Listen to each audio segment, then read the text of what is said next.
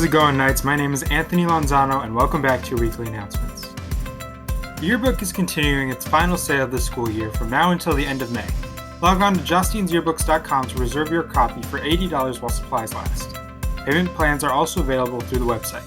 Don't delay, over half the stock has already been sold. Email Mrs. Dorsch if you have any questions. Wheaton Ultimate is having a lot of fun, and you can too. See Mr. Bergoffen in 3208 to play. Students will have to submit the ECA form to participate. Those are all your announcements. Now here's some messages from Wheaton's Youth Council.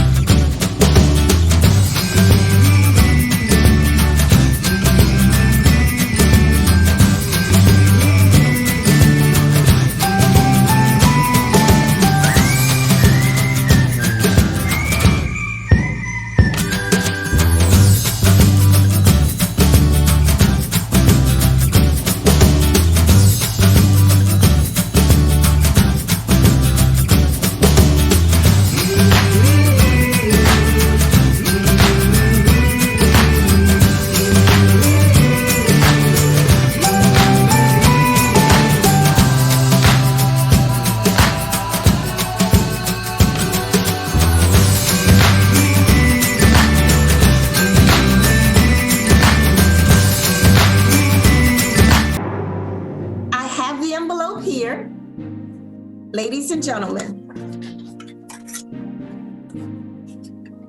the 2021-2022 Teacher of the Year is Joseph Bostic. Congratulations.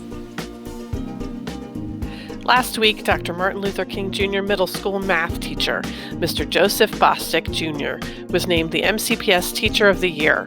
Bostic is seen as a fierce advocate to his students, and people describe him as a patient, caring, and inspirational leader.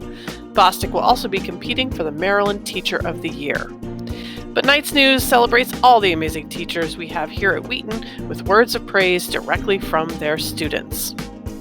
Science teacher Ms. Hellman always answers her students' questions and is really excited to teach everyone. Also, she puts effort into helping all her students and does her best to help. There is so much about math teacher Mr. Fields that makes him stand out. He has helped his students through a lot and made them feel heard.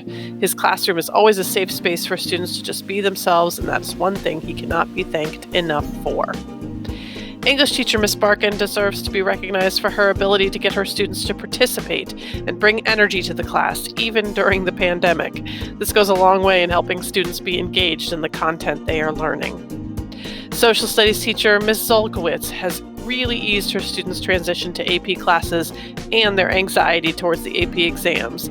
She's also very funny and entertaining while still giving an in-depth look at the content.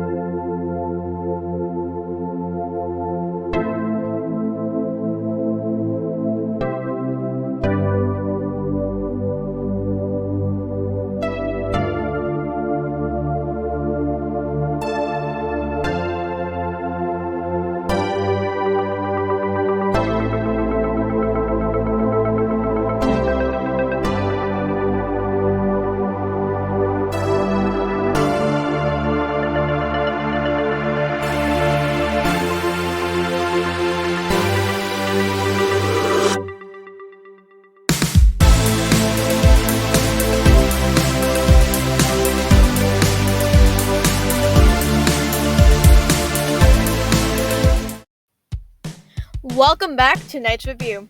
Today we'll be reviewing the live-action Cat in the Hat. This is what everything's been leading up to. Now, let's get into it. The film is based off the Dr. Seuss book of the same name, where a humanoid cat goes to visit two bored kids while their mom is out. I have no clue how they made this into a feature-length film, even after I watched it. But they sure did. We all know this is an objectively bad movie. The CGI is in the same tier as Shark Boy and Lava Girl, but a lot less charming. The humor was really random and great, but to be fair, my sense of humor is really broken, so take that as you will. And the storyline is really lacking.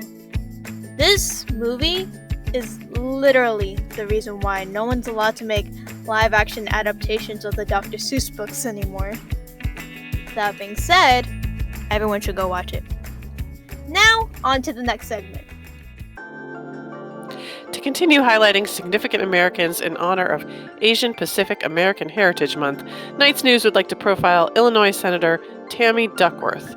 Senator Duckworth was the first Thai American to be elected to the U.S. Senate in 2016 after serving in the U.S. House of Representatives, directing the Illinois Department of Veteran Affairs, and being a lieutenant colonel in the Army. In 2004, Senator Duckworth deployed to Iraq as a Black Hawk helicopter pilot. Her helicopter was hit by an RPG, and she lost her legs and the partial use of her right arm. Senator Duckworth spent the next year recovering at Walter Reed Army Medical Center, where she quickly became an advocate for her fellow soldiers. Despite her grievous injuries, she sought and obtained a medical waiver that allowed her to continue serving in the Illinois Army National Guard until she retired in 2014. Senator Duckworth is the first woman with a disability elected to Congress, the first female double amputee in the Senate, and the first senator to give birth while in office. In addition to English, she speaks Thai and Indonesian fluently, has a master's and PhD, and was recognized with a Purple Heart for her military service. That's all for this week, Knights. Thanks for tuning in and have a good weekend. This is Anthony Anzano signing off.